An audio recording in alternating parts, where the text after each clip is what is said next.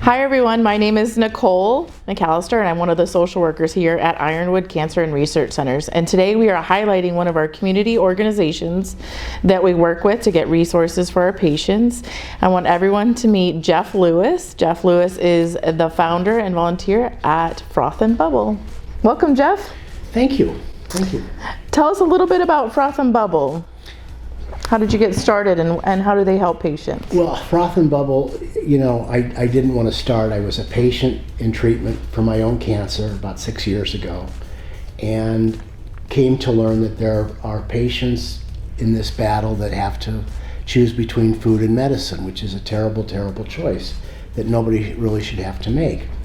And at the treatment center where I was getting my treatments, I said to the clinic director, is there somebody here who has to make that decision? And she said, yes, there is. And I really felt terrible. I said, you know what, I'll take care of their groceries for the remaining weeks of their treatment.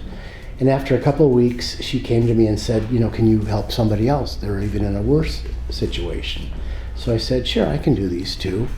And then I realized, you know, that there are so few places that actually give patients money.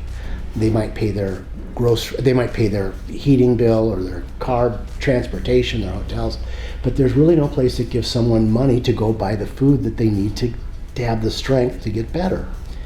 And so I started Froth Bubble with one patient at one location, and now this last week I delivered around 35 cards to 9 different places, and it's really the reason I get up, and I feel so fortunate. I've had cancer twice, and I'm able to do this and help other people that really, it's not their fault, you know. And Froth Bubble is from a line of poetry that I heard once, and the line is, life is mostly froth and bubble. Two things stand like stone, kindness in another's trouble, courage in your own. It was by an Australian poet named Adam Lindsay Gordon, and the name of the poem, I think, is Ye Weary Traveler, which really is kind of fitting for someone who has cancer too, because fighting cancer makes you weary. So that's how Froth Bubble started, and we're every week delivering cards. And how long have you been around? This is our 6th year. Wow. So.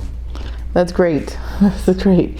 I know as a social worker, 3 things that I always talk about with patients are food, pain, and sleep. Because if you are going hungry, if you're going without sleep, or you're in pain, it really affects more than just your physical day, but it affects your emotional well-being. And there really is a connection to how you're feeling emotionally and how well you do and respond to treatment. And so, you know, we always check to make sure our patients have what they need to eat at home. And if they don't, we help give them community resources such as Froth Bubble. And during our consultations, we meet with patients and we talk about their budgets and we talk about the financial strains that they face and the financial toxicity situations that they're in, where the amount of money that's left over after they pay all their necessary bills is either equal to or less than the money that's coming in, especially with the changes in housing and rental rates and mortgage and interest rates, and cancer is very expensive. Yeah. So it's you know, and while I'd like to think we're on a noble cause to give people more proteins and fresh vegetables and fresh fruits, one of the questions that we ask on the application is, what treat will you buy yourself? And the number one answer is ice cream. So I'm a firm believer that people should give themselves treats, and I always remind them. I write a note every week to each patient, and sometimes I remind them, buy yourself a treat, because you never know. So.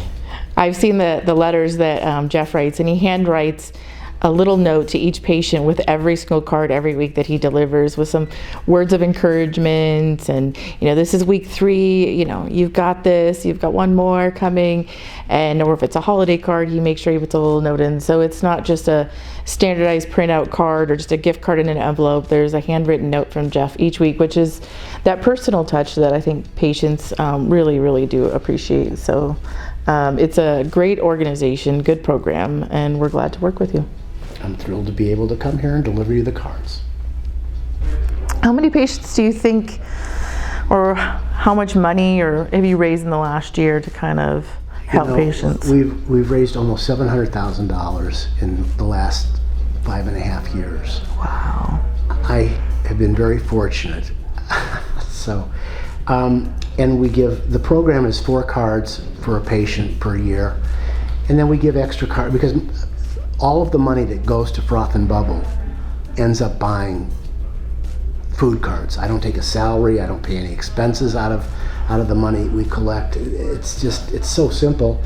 Somebody gives me money, I go to the Fry's, Safeway, Albertsons, and buy it. There is no cost to that, and the cost to run an office and have some office supplies is minimal. It's the least I can do. But we give out 4 cards, and then we give out extra cards at the 4th of July and Passover and Easter and Christmas and Hanukkah and Thanksgiving and birthday. If it's somebody's birthday, I'll give them an extra card because I don't need a balance other than to give away. That's the only reason that we collect money, is to give it away. So whatever you have a patient that we know of that you asked us about who's really up against it, and so we gave her 4 cards, and you know what, she needed 4 cards more. It's a different set of circumstances, so we said, yeah, we'll do it. So we're very flexible. We give out about roughly 1,500 cards a year. Wow. At $75 a piece, and if you divide that, I think it comes, it's about 400 people a year. Some people get 4 cards, some people get more, some people sadly pass away during their treatment, or they move away, and so we get those cards back. But roughly 400 people. But the 400 people is the tip of the iceberg, because many of them have families or even caregivers who are part of their families, and the strain, you used the word financial toxicity, and I think it was developed by some guy at the University of Pittsburgh or on the East Coast somewhere for some fancy word, but the strain of knowing where your next meal is coming from. I mean, you tell me stories, and I hear stories that people burst into tears when they find out they're going to get these cards. And we also deliver to Phoenix Children's Hospital, and the stress of having to feed your child when they're in treatment. And sometimes, in one case, we had a mother who had to leave her job so that she could be the child's caregiver, and the strain and the pressure of earning money fell upon the father. It was so great that he had a heart attack, and we were able to give them extra cards. So to imagine what it means, I'm really the luckiest person in the world to be able to do this. And thank you for letting me come here and give them to you and your patients. I enjoy handing them out to patients. It's something that I try to do personally when I receive them from Jeff, is making sure I hand it directly to the patient, so I see the look on their face, and it really does make a big difference, just that grocery gift card that they can use, because they can use that to pay for groceries, and the grocery money that they would have said maybe they can use for their treatment or the gas to drive to treatment. The radiation patients have to come in every day, so that's a big expense with the economy changing and the inflation and the gas prices. So every little bit of help matters, and I'm so thankful that we have you in the community. You are a 501c3. Yes. So you do accept donations from the community? We accept donations from the community. And then that in turn goes into giving cards out to the patients. Yeah. So, that's how a 501c3 works, is kind of, you have criteria to meet. And so who do you think is a good candidate?